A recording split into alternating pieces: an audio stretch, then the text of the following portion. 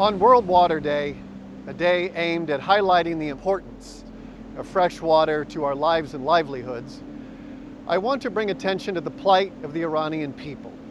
The regime has severely mismanaged water resources in Iran for the past 40 years, and today we are seeing devastating effects. Lakes that once inspired Persian poetry, like Lake Urmia, are now dry salt mounds. Lush valleys that once produced bountiful crops have turned to sand.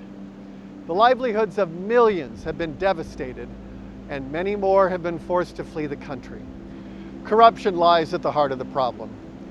Before the 1979 revolution, Iran had 7 ancient dams and just 14 modern ones.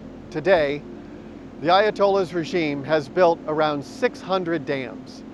And these dams are not based on sound environmental policy, and they weren't built to help the Iranian people.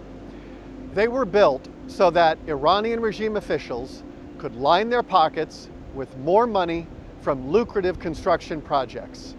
Many of the firms that built the dams are linked to the Islamic Revolutionary Guard Corps, which has its hand in up to 80% of Iran's economy.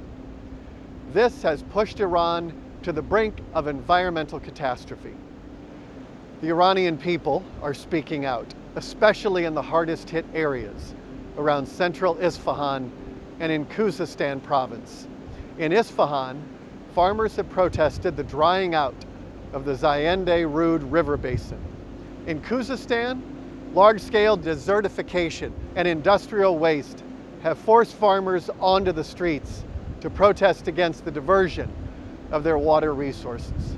These acts of peaceful protest have been met with force and repression by the regime.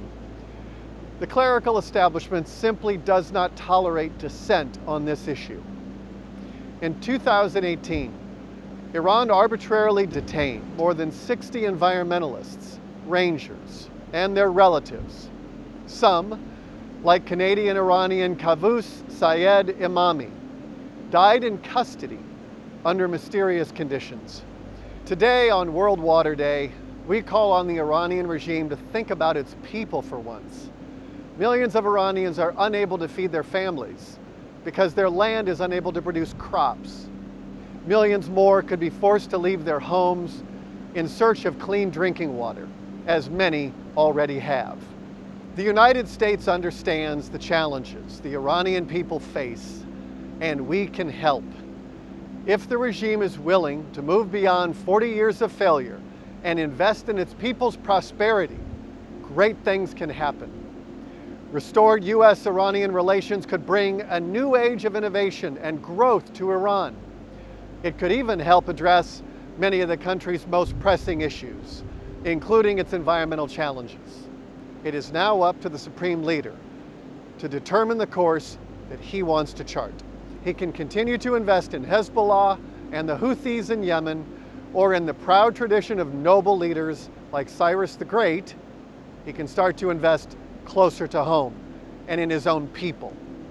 Iranians in Isfahan, Khuzestan, and elsewhere are waiting, and they deserve better.